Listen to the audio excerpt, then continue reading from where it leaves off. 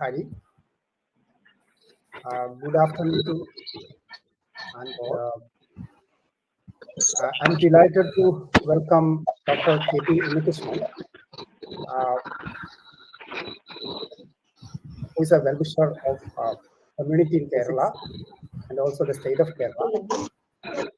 Dr. Unikrishnan did his BSc and MSc in physics from Calicut and Cochin University. Thereafter, he went on to do his PhD from Syracuse University in the United States. And he worked extensively in the field of machine learning, which is a part of artificial intelligence. And he worked with Nobel laureate John Hopfield as a postdoc in 1987 after completing his PhD in machine learning, especially with neural networks. He has introduced several novel architectures and algorithms in this field and has solved real-world problems in the areas spanning from healthcare to automotive sector. His current research focus is on generative AI. He's a native of Andikad in Thrissur, where he has established an institute to encourage and enthuse the young minds of Kerala in the field of artificial intelligence, and he has big plans for the young community of Kerala. And it is my pleasure to welcome Dr. K.P. Unikrishnan for this talk today. Sir, welcome. Okay, thank you. I also welcome all the office bearers, executive members, and all the participants to this particular webinar.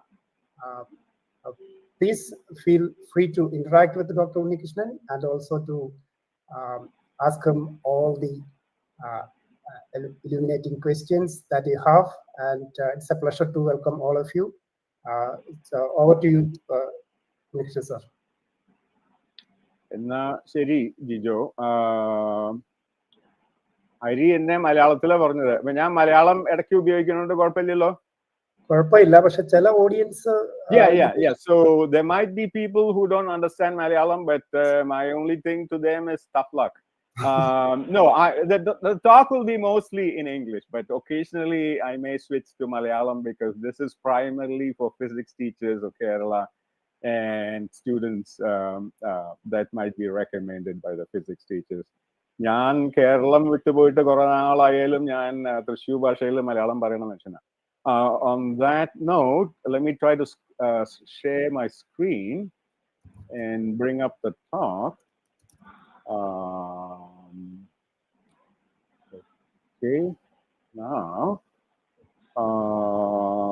let me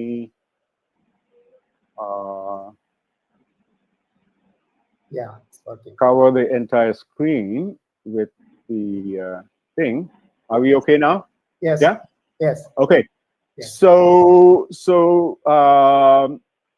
I had talked with Hari the other day. So Hari suggested two things which I completely agree with. Number one, it's not a good idea to give a serious talk on a Sunday evening.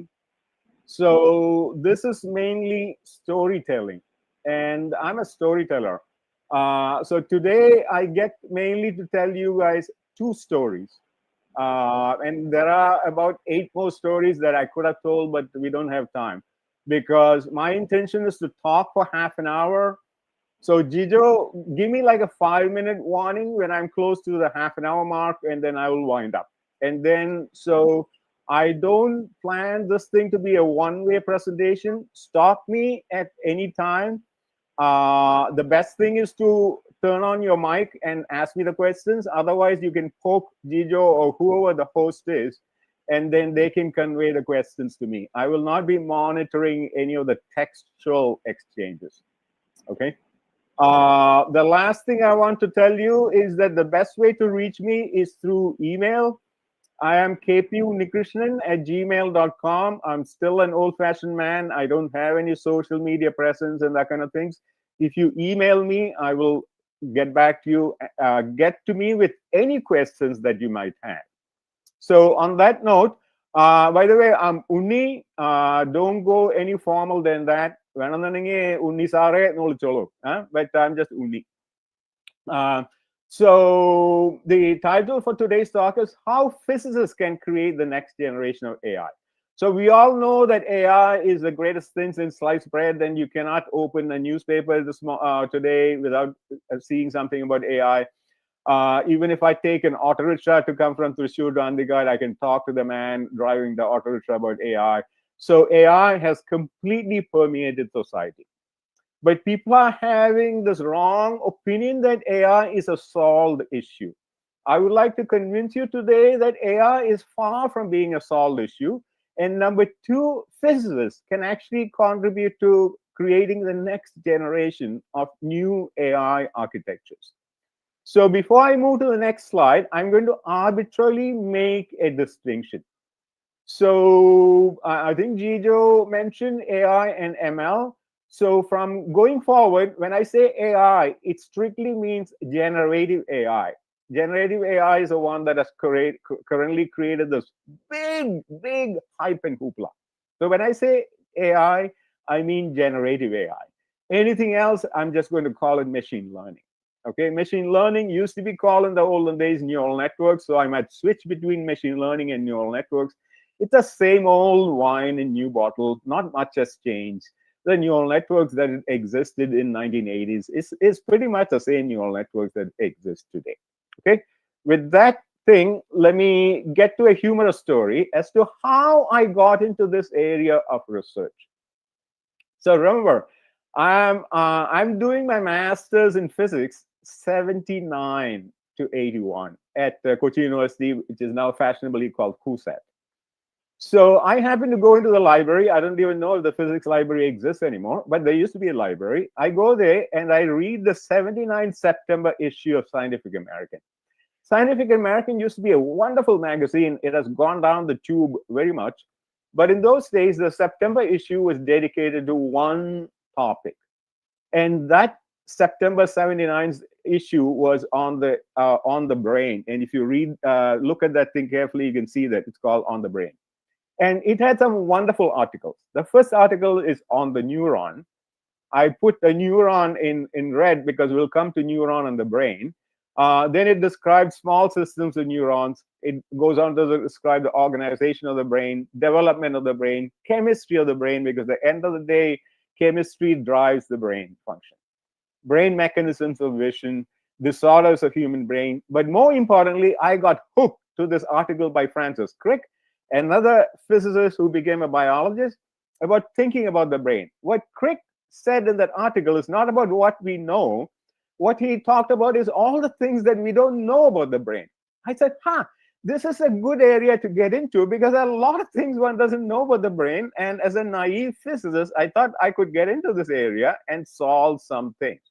So before we go any further, a few words about neurons and the brain. You can ask, Uni, how many neurons does it take to build a brain? The correct answer is we don't know yet. So let me give you two examples. Here's a worm. This is called C. elegans. Many people have got Nobel Prizes for studying the C. elegans. The worm has only 300 neurons.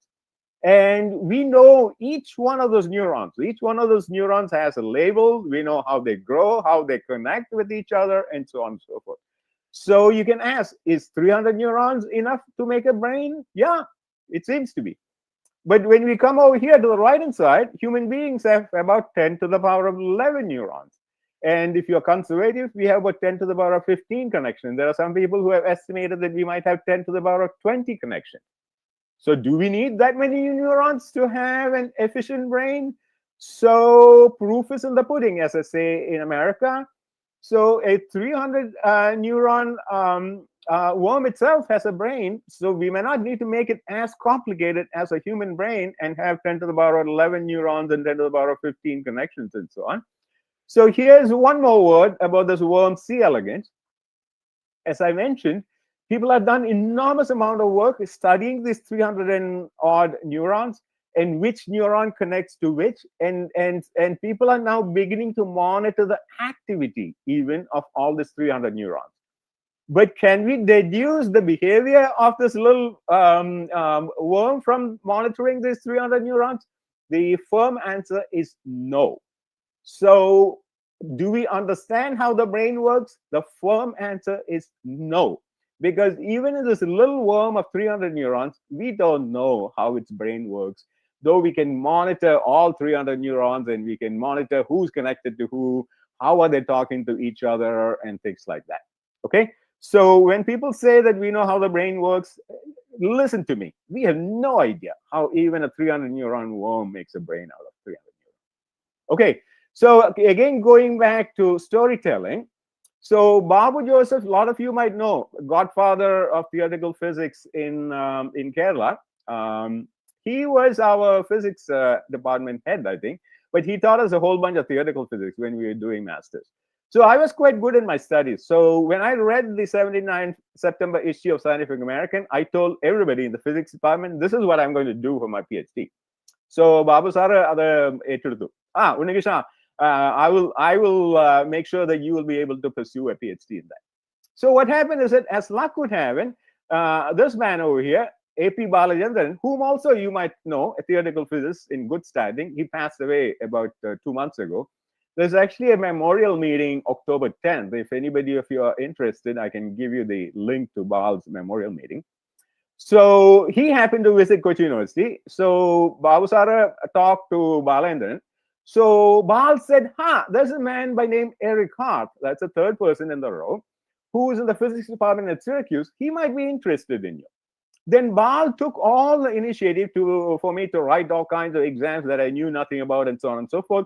I ended up as the student of Eric Hart, who himself was a theoretical physicist and switched to neuroscience at some point in time. So I did my PhD, then I'm finishing up my PhD, and I got quite a few postdoc offers. And those are the heydays of neural networks. I finished my PhD around 1986, 87 timeframe. And Eric Hart said, Uni, it might be a good idea for you to do a postdoc with this gentleman. The last gentleman name is John Hopfield. He's a man that Gijo mentioned, got a Nobel Prize last year, or this year actually. And so I ended up as John Hoffield's postdoc. Otherwise, I would have gone to do experimental neuroscience. So I'm a failed neuroscientist, I would say, due to the effort of this whole bunch of people.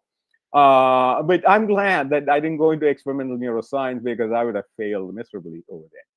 So now let us get a hang of what did John Hopfield do to get the Nobel Prize in physics. By the way, his Nobel Prize is in physics. And the Nobel Committee says that this year's Nobel laureates use tools from physics to develop methods that are foundations of machine learning. Okay? And Hopfield specifically created an associative memory that can store and reconstruct image, blah, blah, blah. And if I hide this thing, I can read my whole text. Okay, good. And reconstruct images and other types of patterns and data. So let us see, what did Hopfield do to get a Nobel Prize? What happened? Okay, hold on. Okay, before we go to Hopfield's work, let us come back to neurons just a little bit. A neuron has what's called a nucleus. All living cells have a nucleus. Nucleus does all kinds of things, and they all have cell bodies. So the neuron also has a cell body. But the two things that one needs to remember about neuron is it has these structures called dendrites, from which it gathers information from the outside world or from other neurons, and then it processes that in the cell body, and then it sends out the process information through what is called an axon. So there are dendrites, there's the processing over here, and the information is sent out to other neurons or to other places through these axons. And these axons then go connect through these structures called synapses to other neurons, and on goes the neural network.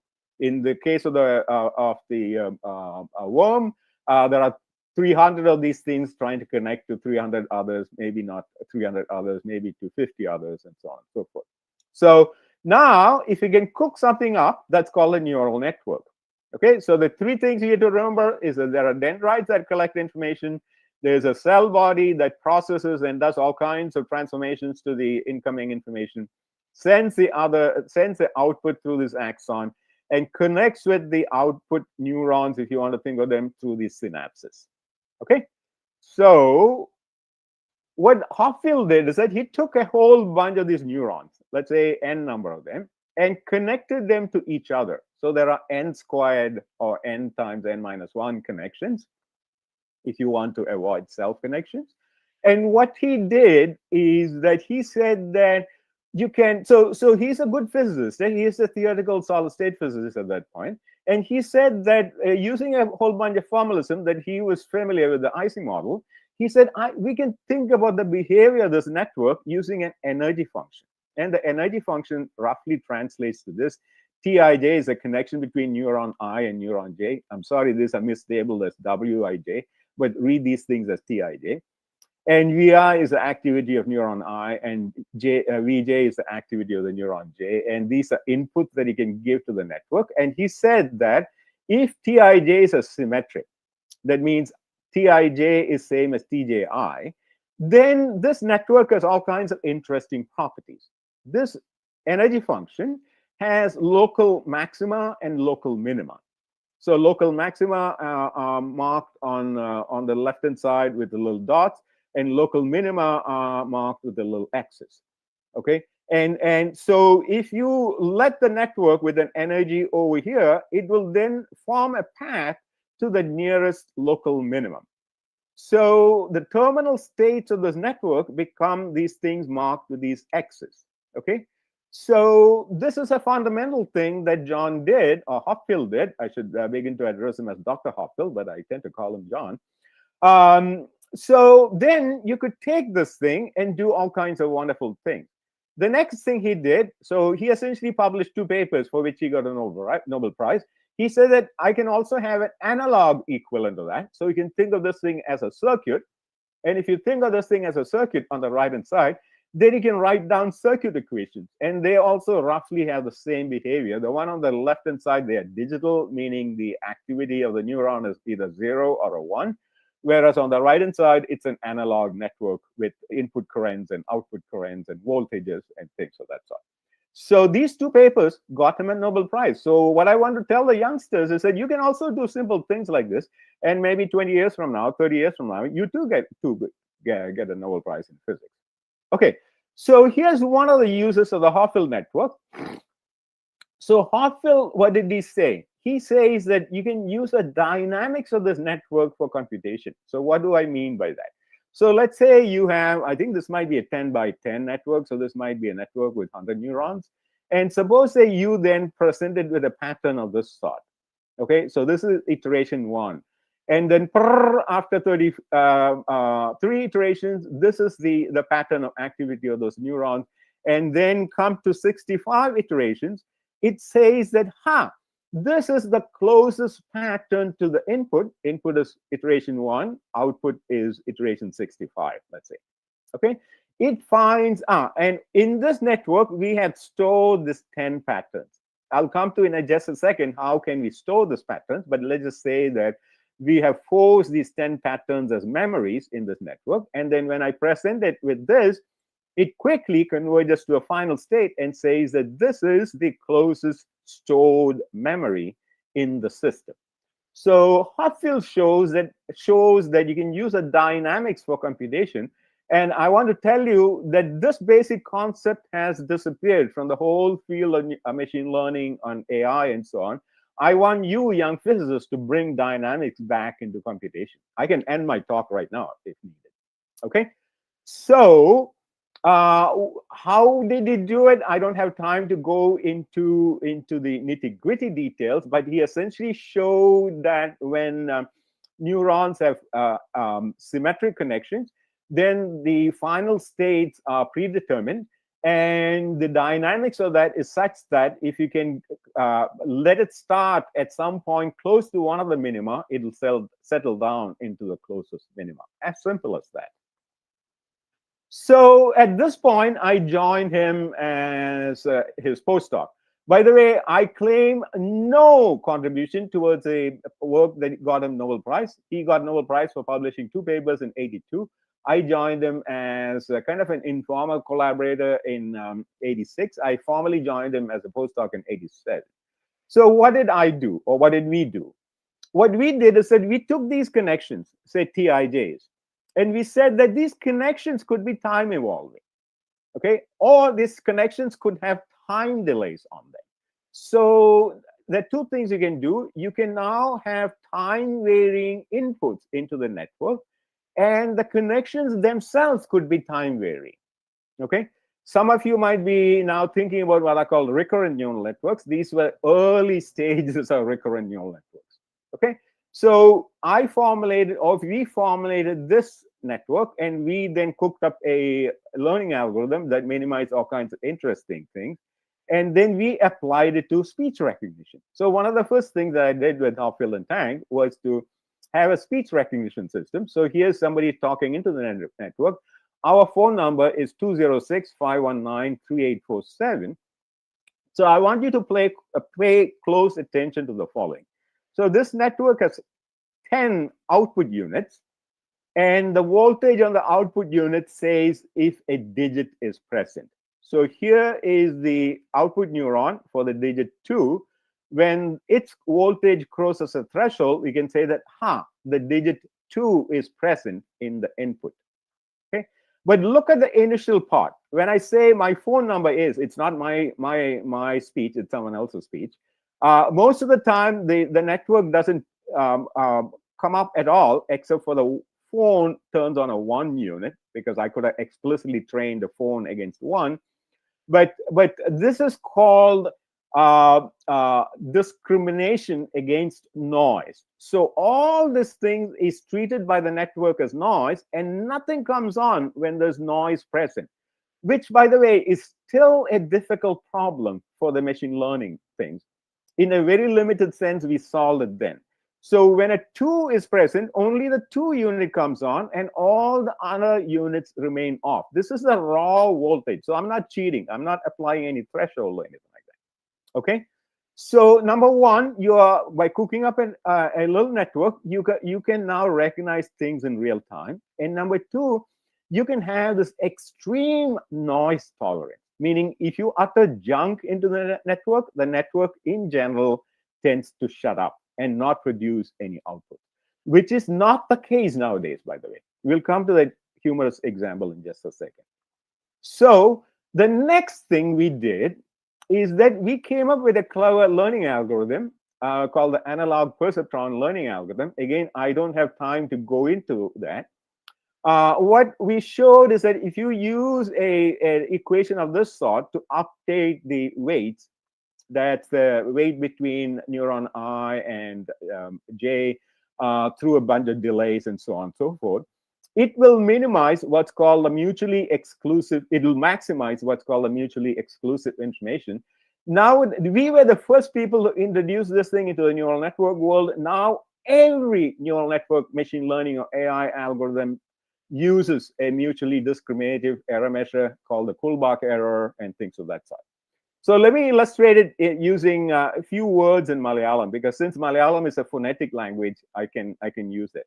Suppose I have 4 words to discriminate. Anja, Aare, Ere, Ette. So and let's say these are the phonemes.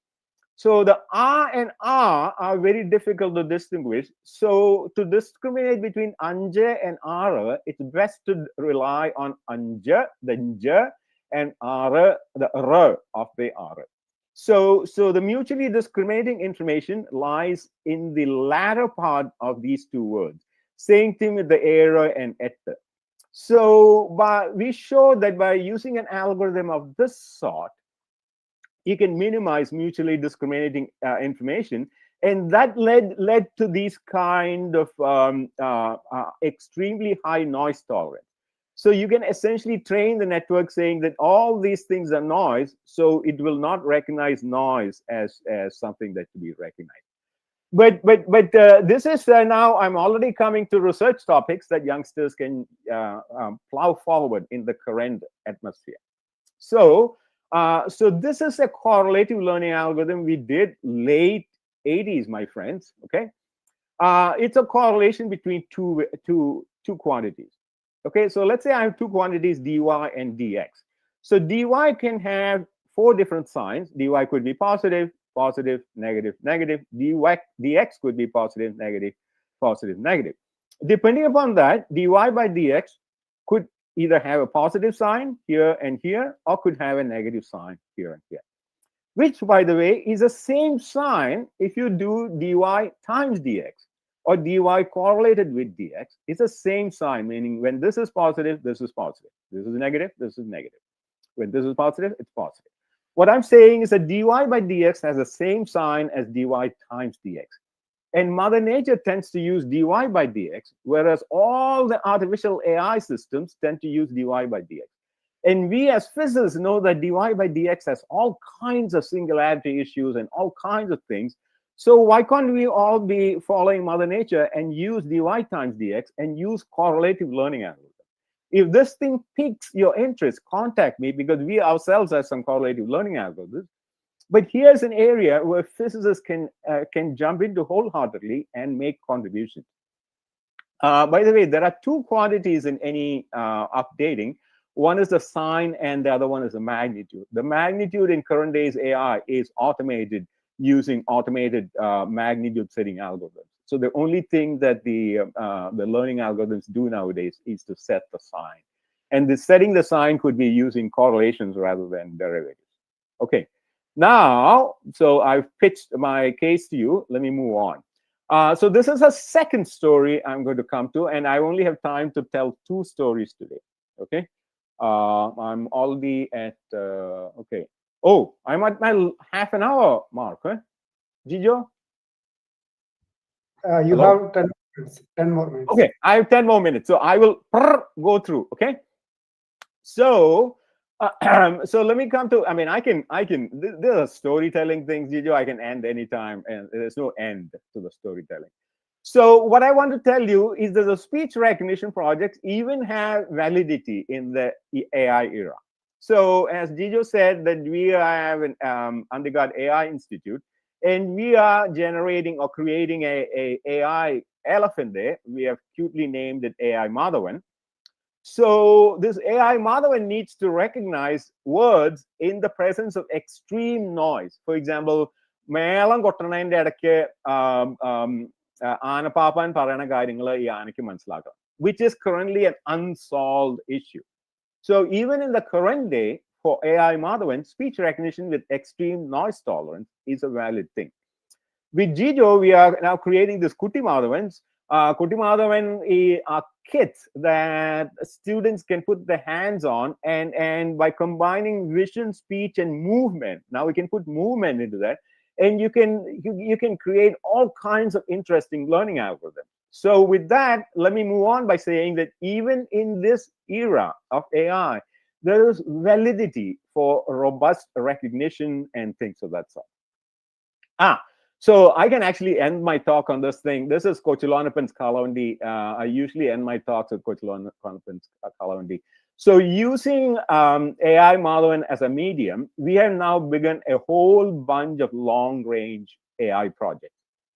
These fall roughly in the realm of reinforcement learning and autonomous exploration. So let me first put this thing in the context of Kochilonappan's Kalavandi. So all the vegetables to Andikad used to be brought from Thrissur in Kochilonappan's Kalavandi. Kochilonappan will load up the Kalavandi at the end of the day with all kinds of things, and he would go to sleep because a few bottles of toddy helps sleep. And the two bullocks knew exactly how to get to Andikad. So how did they learn? Through reinforcement learning, autonomous exploration, and things of that sort. So if we can recreate Kochilonappan's Kalavandi in this day and age, I will be quite happy. My partner in crime this time is a man by name Andy Barto, who introduced reinforcement learning to the world, and for that he got this year's Turing Award. Computer science doesn't have Nobel Prizes, so computer scientists tend to get these Turing Awards. So Andy got this year's Turing Award with a student, Rich Sutton. So Andy is quite thrilled, and you can see that there's an elephant behind us, a yellow elephant in Boston. So there are all kinds of interesting current day learning projects that drop out of reinforcement learning and autonomous exploration.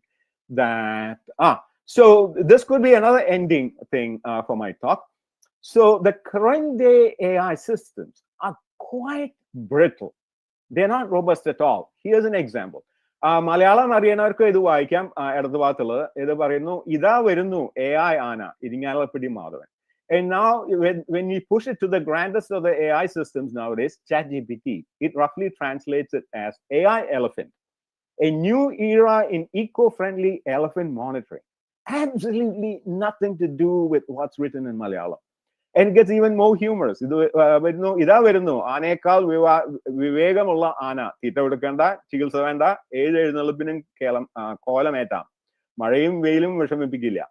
And it says Thrissur, the State Forest and Wildlife Department is launching a pilot project using AI to protect elephants. What I'm saying is that the translation is complete nonsense, or what we politely call that as bullshit. And this is humorously called hallucination. So one of the things that Andy and I had taken up is, how do you build robust AI architectures?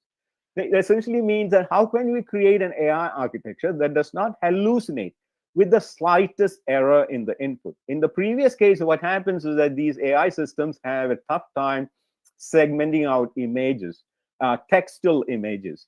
And so it goes into its own world and it starts hallucinating, and it starts creating stories which has absolutely nothing to do with the input.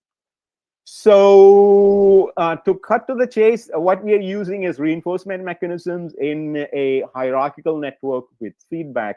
To get to that, we are just beginning our work. Essentially, what we are doing, let me go ahead to the next slide. The current systems shown on the left just spits out its output without knowing what is generating. In our proposed system, at every level, the higher level will know roughly what the lower level is generating. So if it is going into this hallucinatory modes, we can control them. Again, I don't have time to go into the nitty-gritty details. This is another little thing. Transformers are the current architectures. Its attention is static as hell. We are making into dynamic versions of attention and so on and so forth. So on this one, I can actually end the talk, Gijo. So here's my advice to physics students. So once you are motivated, you can always bug your teachers to get you there. What I'm trying to say is that physicists brought dynamics into neural computation, but it very soon disappeared. Dynamics is nowhere in the current AI world. They are static function mappers. The next generation students, especially from Kerala, need to bring back dynamics into computation. Systems with dynamics, when stable, they also tend to be robust. So such nonsensical things that like ChatGPT trying to translate a Malayalam article into nonsensical English translation should not happen. With that happy note, Gijo, I think I've kept up on my time. I didn't get time to get into a whole bunch of other things, but that's okay. But let me take 2 minutes to introduce Kairali. Kairali, as Gijo mentioned, we are trying to create a vibrant ecosystem for AI research in Kerala. Not practitioners of AI usage, but practitioners of AI research. So one of the things that we have started, or we are starting, I should say, is a mentoring program. We would like to take first year, second year, mostly first year of the 2-year MSc program, or a 4-year, the last 2 years of the 4-year MSc MTech program. Students trained in quantitative fields, especially physics. We are closely mimicking Kerala Theoretical Physics Initiative's mentoring program. And my thing started by me having conversations with Krishna Mohan. I didn't even know Krishna Mohan is in the audience, but Krishna Mohan is one of the people leading the GetTPI mentoring program. We want to select a few students. Yeah, Dr. Yes. Krishna Mohan, so this whole thing is due to you, okay? I give you the credit and all the blame lies with me. And so what we want to do is that we want to select a few students and we want to mentor them so that the final year or the final 2 years will result in a good research project whose results can be published. And these research publications then help them get admission into a top 25 PhD program in the world in AI and ML. And that is our humble request. The young man, Nitin, has even created a mock thing and so on. Don't believe anything that's written here. such a thing will appear very soon. We'll have a call for proposal for students to participate and so on and so forth. We have a rudimentary website for Kairali, and even a rudimentary email address and so on and so forth.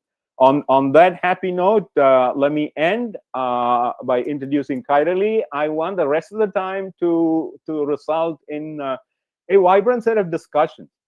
For example, I have gathered umpteen number of research topics that can result from my own work.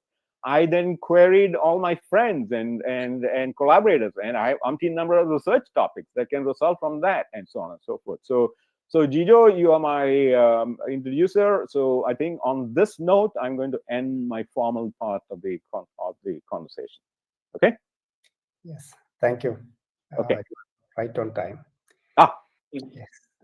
I come from industry, by the way. Okay. Thank you, Dr.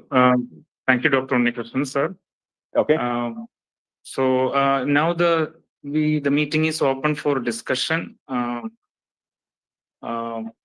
So we have had a nice introduction to AI and ML, and Unikrishnan sir has also introduced his tentative plans for introducing our students to the research in AI and ML through MSc projects.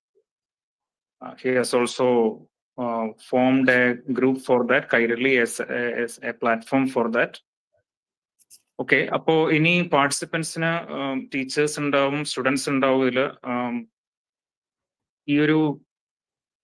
ഈ ഒരു തീമിന്റെ ഒരു current relevance കൊണ്ടായിരിക്കാം നമുക്ക് nearly 100, എനിക്ക് തോന്നുന്നു നമ്മുടെ മീറ്റിംഗിന്റെ complete എണ്ണം ആൾക്കാർ തന്നെ ഉണ്ടായിരുന്നു മീറ്റിംഗിൽ. നമ്മളിത് യൂട്യൂബ് ലൈവ് സ്ട്രീമിങ്ങും ചെയ്യുന്നുണ്ട്. പാർട്ടിസിപ്പൻസിന്റെ ശ്രദ്ധയ്ക്ക്, അല്ലെങ്കിൽ ഒരുപക്ഷെ ഇതിനകത്ത് നമ്മുടെ ഫ്രണ്ട്സും പലരും ജോയിൻ ചെയ്യാൻ പറ്റാതെ പോയിട്ടുണ്ടാവും. യൂട്യൂബ് ലൈവ് സ്ട്രീമിംഗ് പാരലായിട്ട് നടക്കുന്നുണ്ടായിരുന്നു. അത് റെക്കോർഡ് ചെയ്തിട്ടുണ്ട്. APTയുടെ യൂട്യൂബ് ചാനലിൽ ഇത് അവൈലബിൾ ആയിരിക്കും ഈ ടോക്ക്. അപ്പൊ ഇനി ഡിസ്കഷന്റെ സമയമാണ്. എന്തെങ്കിലും സംശയങ്ങൾ ഈ സാർ ഇൻട്രൊഡ്യൂസ് ചെയ്ത കാര്യങ്ങളെ കുറിച്ച്, നമുക്കതിന്റെ ടെക്നിക്കൽ സൈഡ് അറിയണമെന്നില്ല, പക്ഷെ ഈ കൈരളി പ്രോഗ്രാമിനെ പറ്റിയും പ്രധാനമായിട്ടും സാറിന്റെ എയിം അതാണ്, നമ്മുടെ MSc ഫിസിക്സ് സ്റ്റുഡൻസിനെ, കേരളത്തിലെ MSc ഫിസിക്സ് സ്റ്റുഡൻസിനെ എങ്ങനെ ഈ ഒരു റിസർച്ചിലേക്ക് ഇൻട്രൊഡ്യൂസ് ചെയ്യാം എന്നുള്ളത്. അപ്പൊ അതിനെക്കുറിച്ച് എന്തെങ്കിലും സംശയങ്ങളോ കാര്യങ്ങളോ ഉണ്ടെങ്കിൽ നമുക്ക് പറയാവുന്നതാണ്. So let me stop sharing, okay? Because I think all the next phase is best talk face to face. Is that okay? It's okay, sir. Yeah, because എനിക്ക് തോന്നുന്നു മെസ്സേജ്, ഇതിനകത്ത് ഒരു മെസ്സേജ് വന്നിരുന്നു. കൈരളിയുടെ വെബ്സൈറ്റ് ഒന്ന് ഷെയർ ചെയ്യാം, വെബ്സൈറ്റിന്റെ address share ചെയ്യാൻ പറ്റുമോ എന്ന് ചോദിച്ചിട്ട്. എന്നെക്കാളും നല്ലത് അത് നിതിൻ ഇവിടെ ഉണ്ടോ? ഞാൻ ലാസ്റ്റ് സ്ലൈഡിൽ ഞാൻ കാണിച്ചിരുന്നു. ഒരു ഗിറ്റ്ഹബിലുണ്ട്. If you go to GitHub in Kairali you should be able to find it. there Nitin has given that. Nitin is the keeper of all things. Message box ilundu. So I have a number of slides, but I don't want to bring this thing up during discussion. I can leave the slides that were not used, and if anybody wants to dig into technical details and that kind of thing, we can do it. I think the rest of the time is best used as face-to-face conversation. Alle, adupore Hari. Madi sir. Hari എന്റെ കൂട്ടുകാരി ഗീതയുടെ student ആണ്. So Hari is special to me. Sir, ഒരു ഡിസ്കഷന് തുടക്കം എന്നുള്ള നിലയിൽ ചോദിക്കുകയാണ്. അപ്പൊ നമ്മൾ ഈ വർഷം തന്നെ സ്റ്റാർട്ട് ചെയ്യാനാണോ ഉദ്ദേശിക്കുന്നത് ഈ MSc പ്രോജക്റ്റുകൾ? അതെ. So our aim is to select the students as soon as possible. So we are planning to put out the call for proposals maybe within 2 weeks of today. Okay, if possible, that's maybe even 10 days from today. And then we'll give like a month's time frame. I think all you guys are also in KTPI. I think KTPI gives like a month. So then we'll give a month for the students to and then so the idea is to pick students as soon as possible. ഈ കൊല്ലത്തെ MSc batch തുടങ്ങിയിട്ടില്ലേ? തുടങ്ങി sir. അപ്പൊ എനിക്ക് തോന്നുന്നു KTPIക്കാർ ചെയ്യുന്നത് first year അതായത് first semester MSc സ്റ്റുഡൻസിനെയാണ് അവർ എടുക്കുന്നത്. അതെ അതെ, നമ്മളും അങ്ങനെ തുടങ്ങാം. അതായത് we didn't want to exclude any highly motivated second year MSc students, but the goal is first year MSc students. Yeah. അല്ല, നമ്മൾ തുടങ്ങല്ലേ ഉള്ളൂ ഹരി. അപ്പോൾ we didn't want to exclude any highly motivated second year students. Okay, sir. But it's primarily exactly like ATPI, first year MSc students, or the penultimate year of graduation. ചോദ്യങ്ങൾ ആർക്കും ആവാം കേട്ടോ. ഞാൻ ചോദിച്ചു തുടങ്ങാം. ജിജുവിന് ഒരു ക്വസ്റ്റ്യൻ ഉണ്ട്. ഈ ഹോപ്ഫീൽഡ്, ഹിൻറ്റൺ മെഷീൻ ലേണിംഗിന്റെ ആദ്യകാലത്തെ വർക്ക് ചെയ്തതിന്റെ കാര്യം സാറ് സൂചിപ്പിച്ചു, ഓപ്റ്റിമൈസേഷൻ പോലെയുള്ള കാര്യങ്ങൾ. അപ്പൊ അതില് ഫിസിക്സിലെ ചില പ്രിൻസിപ്പിൾസ് അപ്ലൈ ചെയ്തു എന്നുള്ളത് കൊണ്ടാണല്ലോ അവർക്ക് ഫിസിക്സ് സമ്മാനം കൊടുത്തത്. അപ്പൊ അതിനെപ്പറ്റി ഒന്ന് ചെറുതായിട്ട് പറയാം. അതെ, okay. So I'm an older gentleman, quite opinionated. So Hinton, did he deserve a Nobel Prize in physics? He definitely deserves a Turing Award in computer science. Okay, so with that statement, let me push Hinton away. Hinton is somewhat responsible for my research career, because when I was finishing up my thesis, I wrote to him, and then he wrote back, Uni, you should be doing X, Y, and Z, and things like that. Okay, so let me push Hinton aside, and let's just take up Hopfield. Hopfield, as I mentioned, was he came from theoretical solid state physics.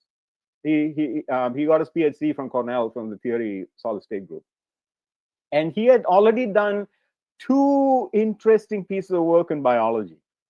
One is in DNA proofreading. What he did is that when you look at the proofreading of DNA, which is if you look at the error that creeps into protein molecules, which are the end results of the code written in DNA, the amount of error is much less than the error that you would predict if it was a static distribution. Then he said, so it may not be a static process, it could be a dynamic process. So he has his own dynamic proofreading thing, which has then been proved to be correct and so on.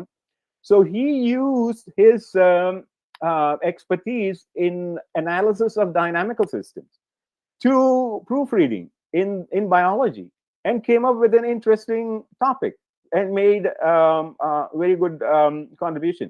Before that, since he was a solid state man, he got into energy transfer in biological systems. For example, there is very efficient energy transfer in capturing of photons and then converting into electron energy in leaves of plants.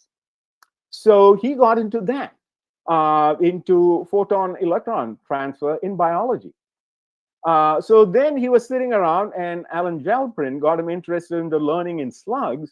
And so he was dabbling around in Ising models and looking at the dynamics of networks of that sort. And so when he formulated, he got the idea that, maybe I can formulate the time evolution or dynamics of this thing using an energy function. And then he used the Lyapunov exponents and things of that sort to look at the energy landscape and its evolution. And so he used all the things that he knew about physics. So Gijo, I don't have time to go into the 10 areas that physicists can currently correct the AI field, but it's roughly in that. So my thing can be summarized as follows. Let me put myself in the physics category. Okay, at least all my degrees are in physics. I haven't done physics in a long time. So physicists are quite comfortable with dynamical systems because we pride ourselves in analyzing and creating and so on and so forth dynamical systems. The current day AI, I can give yet another talk about the static nature of current AI. Take it from me. These are static systems. These are cut in stone and then used statically. If you bring dynamics into this thing, so I mentioned one simple thing, you should be able to stop hallucinations. So to me, dynamics is coupled with feedback. Like Hopfield network is completely fed back. current day AI systems completely feed forward. We are trying to bring some small amounts of feedback. And if you look into the nervous system, it is completely fed back. I didn't have time to show my favorite example of the mammalian visual system. In the mammalian visual system, there is more fibers coming from top to bottom than going up from our eyes. So it is completely controlled by higher levels. So we should be comfortable to look at the dynamics of such networks, and then very useful things will come up. So Gijo, let me add a few more sentences along that line. There were some questions, I think, especially from computer science, engineering type of people, asking, hey, Unishan Sare, how are you going to provide the enormous number of GPU clusters that are needed to run AI in the current world? And my simple answer to that is that no, you don't need thousands or tens of thousands or millions of GPU clusters. Those are for idiotic people who doesn't want to touch the inside of a learning system or a AI or a neural network that's in there. We are clever people. We can go look inside the belly of the beast and we can make clever modifications. To make those clever modifications, you don't need large things. I think I didn't have time to go into the dynamics of attention in transformer architectures. That's with my friend Chuck Anderson. And we just have a few GPUs to do our work. And we are able to make structural modifications to transformer architectures. So that's another thing I want to stress, is that you can do clever research by not using enormous amount of GPU cycles. Enormous amount of GPU cycles are needed only if you're unwilling to touch the current brittle system and you want to flog it. There's a saying in English that you cannot climb a mountain using a horse. You need donkeys for that. And the current generation of AI is trying to whip the horses to climb mountains. So my little advice to the physics community is that let us build little donkeys here and there that can climb the mountains. Okay? I don't think I answered your question, Gijo, yeah, but I think, you know, I think for Hari, I should be telling stories. I think this is a story. Where questions endeങ്കിലും? Where questions? Yes, please. ഞാന് like direct നമ്മുടെ ഫിസിക്സും എഐയുമായി ബന്ധപ്പെട്ടൊരു ചോദ്യമല്ല, പക്ഷെ അതുമായിട്ട് വളരെ relevant ആയിട്ടുള്ളൊരു സാധനം ആയതുകൊണ്ട് ഞാൻ ചോദിക്കുകയാണ്. പൊതുവെ ഞാൻ മുമ്പ് ഫാക്കൽറ്റി ആയിട്ട് വർക്ക് ചെയ്തിരുന്ന ഒരാളാണ്. ഞാൻ ഇപ്പോ ഇൻഡസ്ട്രിയിലാണ് വർക്ക് ചെയ്യുന്നത്.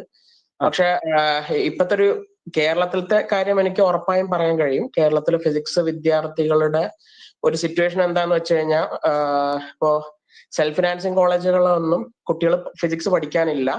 ഞാൻ പഠിച്ചിരുന്ന കോളേജിൽ ഫിസിക്സ് ഡീഅഫിലിയേറ്റ് ചെയ്ത് കഴിഞ്ഞു. അതായത് അവിടെ കോഴ്സ് പഠിക്കാനില്ല. അതുപോലെ തന്നെ ഞാൻ പഠിപ്പിച്ചിരുന്ന കോളേജിൽ ഇപ്പോ ചിലപ്പോൾ അടുത്ത കൊല്ലത്തോടു കൂടി അവിടെയും ചിലപ്പോൾ ഫിസിക്സ് നിർത്തും. അപ്പോ നമുക്കറിയാം ഫിസിക്സുകാരെ എത്രത്തോളം മോഡേൺ ആയിട്ടുള്ള ടെക്നോളജിയിൽ, അതിപ്പോ AI ആണെങ്കിലും ഏത് ഡൊമൈനിലാണെങ്കിൽ എത്രത്തോളം കോൺട്രിബ്യൂട്ട് ചെയ്തിട്ടുണ്ട്. ഇപ്പൊ കഴിഞ്ഞ നൊബേൽ പ്രൈസ് അടക്കം നമ്മുടെ ഈ ചർച്ചയിൽ ചെയ്ത ഒരുപാട് കാര്യങ്ങൾ അതുമായിട്ട് ബന്ധപ്പെട്ട് കിടക്കുന്നുണ്ട്. പക്ഷെ നമ്മളെ സംബന്ധിച്ചിടത്തോളം ഈ കുട്ടികൾ, ഈ വിട്ടുപോയ അല്ലെങ്കിൽ നമുക്ക് നഷ്ടപ്പെട്ട കുട്ടികള് എങ്ങനെ തിരിച്ച് വീണ്ടും ഫിസിക്സിലേക്ക് തിരിച്ചു കൊണ്ടുവരിക എന്നുള്ളൊരു, നമ്മളിപ്പോ ഇത്തരം വളരെ, ഞാനൊക്കെ പഠിച്ചിരുന്ന സമയത്ത് ഇത്തരം പ്രോഗ്രാമുകൾ ഭയങ്കരമായിട്ട് ആഗ്രഹിച്ചിരുന്ന ഒരാളാണ്. അതിൽ നിന്ന് നമ്മള് ഇതൊക്കെ പഠിക്കാൻ കുട്ടികൾ ഉണ്ടാവാത്തൊരു സിനാരിയോയിലേക്കാണ് പോകുന്നത് എന്നുള്ളത് ഒരു അറ്റ്ലീസ്റ്റ് കേരളത്തിന്റെ കോണ്ടെക്സ്റ്റിൽ വളരെ റിയാലിറ്റി ആയിട്ടുള്ള ഒരു കാര്യമാണ്. അപ്പൊ അതെങ്ങനെയാണ് നമ്മൾ കുട്ടികളെ മോട്ടിവേറ്റ് ചെയ്ത് തിരിച്ചുകൊണ്ടിരിക്കുക? കാരണം ഒരു ജോബ് പെർസ്പെക്റ്റീവിൽ ഇപ്പൊ പറയുകയാണെങ്കിൽ ഇപ്പൊ FIUGP എന്ന് പറഞ്ഞു കഴിഞ്ഞാൽ ഇപ്പൊ നമുക്ക് 3rd ഇയർ കഴിഞ്ഞാൽ ഡ്രോപ്പ് ഔട്ട് ചെയ്യാം, എന്നാൽ പോലും 4 കൊല്ലം അല്ല, അപ്പൊ ബിടെക് പഠിച്ചാൽ പോരെ എന്നുള്ളൊരു ഒരു സാധനം കുട്ടികളുടെ മനസ്സിലുണ്ട്. അതായത് എന്തെങ്കിലുമൊക്കെ ജോലി കിട്ടുമല്ലോ എന്നുള്ളൊരു പെർസ്പെക്റ്റീവ് ഉണ്ട്. അപ്പൊ ഇത്തരത്തിലുള്ള ഒരു സിറ്റുവേഷനിൽ എങ്ങനെയാണ് നമ്മൾ കുട്ടികളെ മോട്ടിവേറ്റ് ചെയ്ത് ഫിസിക്സ് പോലുള്ള സബ്ജക്റ്റുകളിലേക്ക് തിരിച്ചു കൊണ്ടുവരിക എന്നുള്ളത് ഒരു ചോദിക്കേണ്ട ചോദ്യം. അതിന് ഉത്തരം പറയാൻ നോക്കാം. ജിജു, ഞാൻ മലയാളത്തിൽ ഉത്തരം പറഞ്ഞോട്ടെ ഇവരോട്? കുഴപ്പമില്ലല്ലോ. അല്ല, ഒരു 3 let me address 3 issues that you're bringing up. Okay, ഒന്ന് ജോലി, ചെറുപ്പക്കാർക്ക് ജോലി എന്ന് പറഞ്ഞിട്ടുണ്ടെങ്കിൽ, I mean, this is a prerequisite. Without a job, you can't really live in this world. അതിനെ ഒരു കഥ പറയാം. ഞാൻ കുട്ടിക്കാലം തൊട്ടേ പഠിക്കാൻ മിടുക്കനായിരുന്നു. അപ്പോൾ എനിക്ക് അവിടെ ഇവിടെയൊക്കെ ഗോൾഡ് മെഡലും റാങ്കും ഒക്കെ കിട്ടിയിട്ടുണ്ട്. അപ്പോൾ ഞാൻ SSLC കഴിഞ്ഞപ്പോൾ അച്ഛൻ എന്നോട് പറഞ്ഞു, ഇനി എന്തിനാ പഠിക്കണേ, നിനക്ക് ഒരുപാട് മാർക്കൊക്കെ കിട്ടിയിട്ടുണ്ട് SSLCക്ക്, ഇതിൽ നിന്ന് നേരിട്ട് നിനക്ക് പോസ്റ്റ് ഓഫീസിൽ ജോലി കിട്ടും, അത് പോരെ ചോദിച്ചു. ഞാൻ പറഞ്ഞു, അച്ഛാ അതല്ല, കുറച്ചുകൂടി പഠിക്കണം എന്നുണ്ട്. അല്ല, അപ്പൊ അച്ഛന്റെ ഉപദേശം കഴിച്ചിട്ട് ഞാൻ പോസ്റ്റ് ഓഫീസിൽ ജോലി കിട്ടിയെന്നുണ്ടെങ്കിൽ എനിക്ക് അന്തിക്കാട് സുഖമായിട്ട് ജീവിക്കായിരുന്നു. So this is a question that every youngster need to ask. This is the day and age when AI sucks you up, especially if you have a little bit of Python knowledge and if you have done this and that in AI. They're desperately looking for such people. So there's always a sucking sound of job. So, and we can do nothing about it. My long-term collaborator, Shastri, and I joke, every student of his gets sucked up for a job with at least 20 times his salary. So then he begins to question, why should I be a poor professor in IIC? Should I also switch? So there are two classes of people, in my opinion. There are people who actually want to do research and gains satisfaction from that. And it's that kind of youngsters we are after. But they have to, especially in this day and age, there's a giant sucking sound of highly financially motivated offers. These kids have to be tuned to saying that I want to do research. രണ്ടാമത്തെ ഫിസിക്സിന്റെ കാര്യം പറഞ്ഞില്ലേ. So this is one of the ways in which I think we can resurrect physics, because physics right now is a little bit peripheral to the whole field of AI. What I want to say is that we physicists need to gain AI back into physics and motivate all the youngsters that, look, there are fundamental issues that need to be solved. And so that creates jobs and so on and so forth. Let me add another adjunct to that. Anthropic ennulla company. They are worth, I don't know how many tens of billions of dollars or hundreds of billions of dollars and so on. ഈ ആന്ത്രോപ്പിക് ആദ്യമായിട്ട് ഒരു core AI product ഉണ്ടാക്കിയത് എങ്ങനെയാണെന്ന്. They hired about 20 theoretical physicists. They all like particle physics, string theory, Akami Haddad mentioned. They were all his students or postdocs and so on.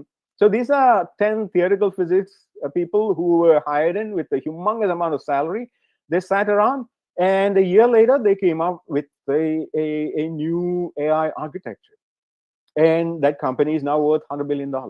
So even somebody trained in string theory and high energy theory can, if put in a room with 10 others, can produce wonderful things, even in the current AI world. So physics training is never wasted. But what I'm saying is that in today's world, AI is one way physicists can claim, because, you know, Physics Nobel Prize went to AI people. So this is a genuine recognition by the world that physics contributions are valuable to AI. രണ്ടാമതായിട്ട്, if you read the fine print of Kairali, we are looking for anybody trained in quantitative field. We will try the hardest to find physics students. If we don't find physics students, we are willing to extend the search to other fields. So we are covering all bases. But I'm hoping that for the initial cohort, we will get enough physics students, because this is a very exciting area, in my opinion. The amount of compute resources that are available and the amount of interest that exists out there, it doesn't exist. It didn't exist when I came out, and things like that. So we are hoping to re-interest some of the physics students. I'm not saying that these kind of things will revert the flow of physics student population in Kerala colleges, but this is one way we can attempt. Okay, with that thing, let me stop. Jijo, any other questions? വേറെ എന്തെങ്കിലും പ്രശ്നം ഉണ്ടോ? അതെ, എനിക്കൊരു ചെറിയൊരു പറയൂ. You have defined energy function, right? അതെ, ഞാനല്ലാട്ടോ Whatever. No worries. That's okay. You get the dynamics by something like a Lagrange's equation or something. So I don't have time to No, send me an email. I can have So he used the Lyapunov exponents and then used that to look at the dynamics. Yeah, so very similar to your Lagrange function. There is no restriction on Tij and other thing. Positivity. No, Tij is symmetric in the initial world. The people have improved on that. There is some dense Hopfield networks. There's even a paper that says Hopfield networks is all you need. So if you want to know about modern day versions of these things, people have since then extended. I mean, all physicists, by the way, extending these kind of things. Yeah. So initially there are restrictions on the Tij. Yeah. These are potentials. Yeah, E is a potential. Thank you. Yeah, I'm sorry I used the word energy function. Yeah, those are potentials. Potential is also energy. Yes. I mean, I don't know. I'm not a card-carrying member of the theoretical physics community. But yeah, I saw some other hand. വേറെ എന്തെങ്കിലും question ഉണ്ടെങ്കിൽ ചോദിക്കാം. Okay, Protim. Young man, I worked with Protim. Okay, Protim, yeah, he doesn't understand English. I mean, he doesn't understand Malayalam. Sorry. Yeah, he understands Queen's English. He's from Canada. Go ahead, Protim. Hey, Uni. Thanks for the talk. Lots of great ideas. Okay. Still working on a Lopex. I had a few questions about parallelism. Should we take it up here or should we take it up outside? Okay, so let me rephrase Protim's question. So remember I mentioned correlation, because dy by dx and dy times dx has the same signs and people should be using dy times dx. So we have a little algorithm that we developed called a Lopex. That's called algorithm for pattern extraction. And Protim actually got an MSc or MS in Canada for extending Lopex. So he has a whole bunch of questions related to correlative learning. So here's what I'm going to say. Protim, two things. Number one, we'll talk offline. And number two, if anybody wants to get into this field, contact Protim. Protim, put your contact address in the text field. He's a wonderful human being. He knows all about the current world when it comes to correlative learning. Okay, so Protim, I'll touch base with you and we can carry on detailed questions. Yeah, is that okay? Yes, sounds okay. Good. I put my email in the chat. Okay, yeah, contact him for any correlative learning questions. Any other questions, Jijo? I think our time is up. Yeah, go ahead. Sir, ഞാൻ ശ്രീലത. എനിക്ക് question ഒന്നുമില്ല. Actually sir Babu Joseph സാറിന്റെ student ആണെന്ന് കേട്ടപ്പോഴുള്ള എക്സൈറ്റ്മെന്റിൽ സംസാരിക്കുകയാണ്. ഞാൻ Babu Joseph സാറിന്റെ student ആണ്.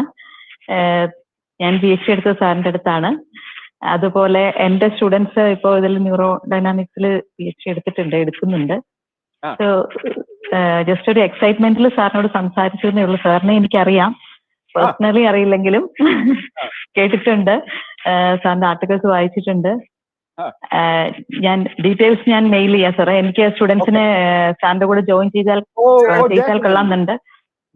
കാരണം എന്റെ സ്റ്റുഡൻസ് ഒരാൾ PhD, 2 പേരുണ്ട്, PDF-ഉം PhD ഉണ്ട്, അല്ലാതെ PG സ്റ്റുഡൻസും ഉണ്ട് ഈ ഫീൽഡിൽ വർക്ക് ചെയ്യുന്നവര്. ജസ്റ്റ് ജനറേറ്റീവ് AI പോയിട്ടില്ല, മെഷീൻ ലേണിംഗിലാണ്. സോ സ്റ്റിൽ സാറിന് ഞാൻ മെയിൽ ചെയ്തോളാം. Okay. So to add to Srilada's point, one or two things. Number one, I mean, to be currently relevant in this area of AI and ML, one doesn't have to run after the generative AI craze. There are interesting things that can be solved outside of the generative AI. Statement number one. Statement number two, even within generative AI, you don't need to have 1 trillion parameters or 100 billion parameters and so on. There are small scale demos that can still be done to show their relevance to the overall architecture. മൂന്നാമതായിട്ട് കഥ പറയാനായിട്ട് അപ്പൊ Babu sir ഞങ്ങളെ field theory പഠിപ്പിച്ചു MSc-ക്ക്. he wrote his own notes and so on. അപ്പൊ ഞങ്ങളൊക്കെ ബാബു സാറിന്റെ കയ്യിൽ നിന്ന് ഫീൽഡ് തിയറി പഠിച്ച മനുഷ്യന്മാരെ. സാറ് ചിലപ്പോ ഇത് കേൾക്കുന്നുണ്ടാവും. ഞാൻ ഈ ലിങ്ക് കൊടുത്തിട്ട് സാറിന് കയറാൻ പറ്റിയില്ല. അപ്പോ സാറ് യൂട്യൂബ് ലൈവ് സ്ട്രീമിംഗ് കേൾക്കുന്നുണ്ടാവും. അപ്പോ ഞാനിങ്ങനെ തലതിരിഞ്ഞു. അപ്പൊ ബാബു സാർ പറഞ്ഞു, ഉണ്ണീഷ എന്ത് ചെയ്താലും ഞാൻ I show you a way. അപ്പൊ then I went that way. അപ്പൊ ഞാൻ കൊച്ചി യൂണിവേഴ്സിറ്റിക്ക് എല്ലാ കൊല്ലത്തിലും ഒരിക്കൽ മടങ്ങി വരുന്ന മനുഷ്യനാണ്. ഇപ്പൊ എനിക്ക് കൊച്ചി യൂണിവേഴ്സിറ്റിയിൽ എന്തോ ഒരു ചെറിയ അപ്പോയിന്റ്മെന്റ് ഉണ്ട് കേട്ടോ. എനിക്ക് എന്താന്ന് അപ്പൊ എല്ലാ കൊല്ലം കൊച്ചി യൂണിവേഴ്സിറ്റിയിൽ മടങ്ങി വരണം. അപ്പോ ഞാൻ വരുമ്പോഴൊക്കെ ബാബു സാറിനോട് പറയും, ബാബു സാറേ ഞാൻ സാറ് പറഞ്ഞു വിട്ട മനുഷ്യനാണ് ഞാൻ ഈ ഫീൽഡിൽ ഇതൊക്കെ ചെയ്യേണ്ടത്, സാറും എന്തെങ്കിലും ചെയ്യണം എന്ന് പറഞ്ഞിട്ട് finally he took a PhD student, I think at least one in neural networks, and they did wonderful things, and I think he is in Mahatma Gandhi University at this point. Sajid sir, yeah. So he might have done at least one thing in neural networks. Babu sir മഹാനായിട്ടുള്ള മനുഷ്യനായിട്ടോ എന്താണെങ്കിൽ അല്ല ഞാൻ നേരിട്ട് പറയാം. I mean, he's a warm human being, who embraces other interests in physics, not just his own. ഞങ്ങൾ ഇപ്പോഴും meet ചെയ്യാറുണ്ട് സാറേ, once in a month. സാറേ ഞാൻ അവിടെ വരുമ്പോ കള്ള് തരാന്ന് പറഞ്ഞിട്ട് ഇതുവരെ തന്നില്ല കേട്ടോ. സാർ ഇത് യൂട്യൂബിലെ കേൾക്കുന്നുള്ളൂ സാറേ, ഇതിനകത്ത് കയറാൻ പറ്റിയിട്ടില്ല. യാതൊരു കുഴപ്പമില്ല. സാറിന് പണ്ട് ചെത്തുകാരോട് ബന്ധമുണ്ടായിരുന്നു. ഞാൻ അന്തികദ്ധാരനായ കാരണം ചെത്തുകാരോട് ഇഷ്ടംപോലെ ബന്ധമുള്ള മനുഷ്യൻ. Okay, on that humorous note, any more questions I should take, Jijo? വേറെ എന്തെങ്കിലും ചോദ്യങ്ങൾ ആർക്കെങ്കിലും? Hello sir.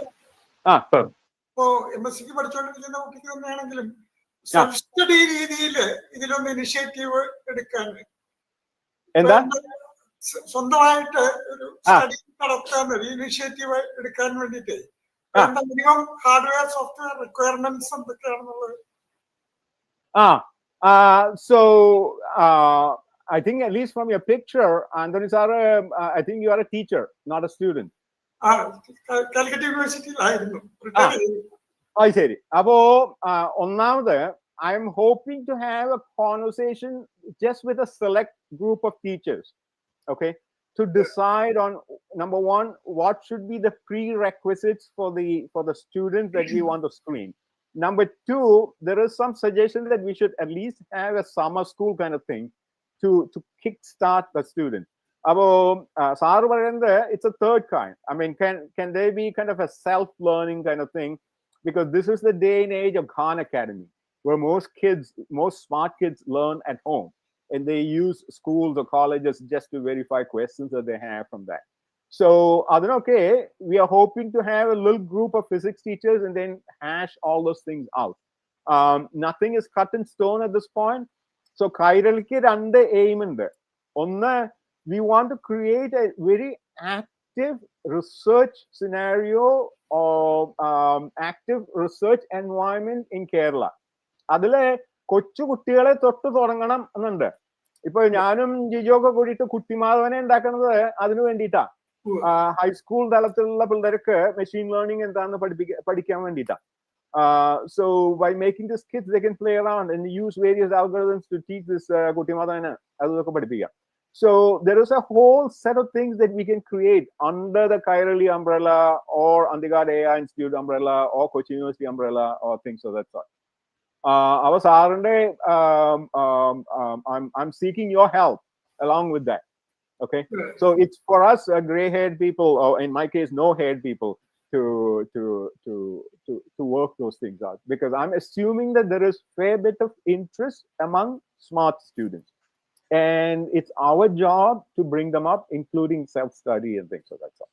But namukku talkalam program onnu formalize cheyilla, but all those things have been thought through and talked through. Okay, sir. Thank you. So contact me. I'm kpunnikrishnan@gmail.com. Hari എന്താ പറയണേ? അല്ല, നമ്മള് സമയം ഒരു 9:10 ആവാറായി. അപ്പൊ എന്തെങ്കിലും ഒരു 1-2 ക്വസ്റ്റ്യൻ കൂടെ ആവാം, എന്നിട്ട് നമുക്ക് വൈൻഡ് അപ്പ് ചെയ്യാം.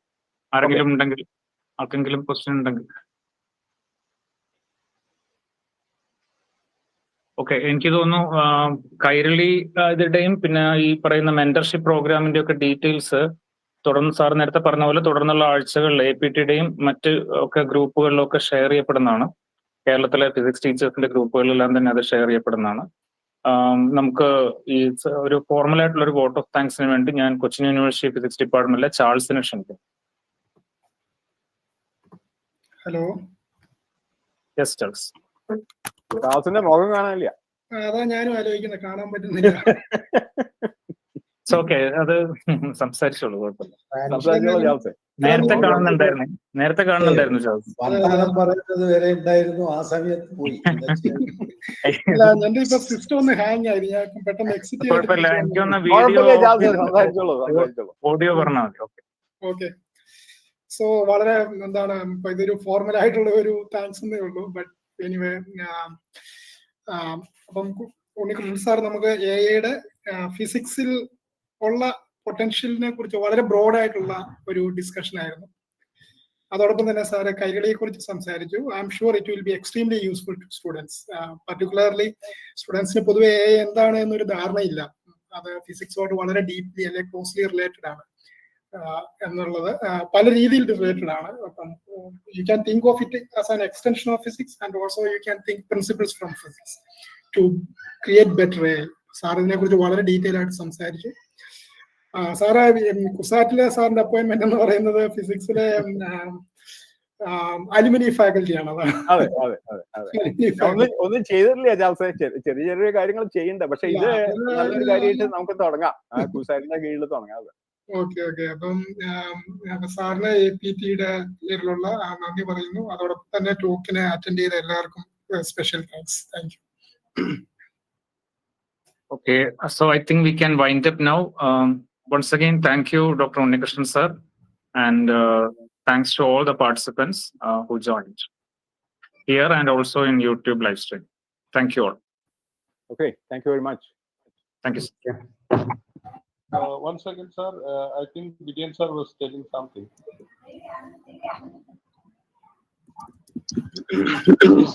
Vidian sir, okay. Fine. I think Charles.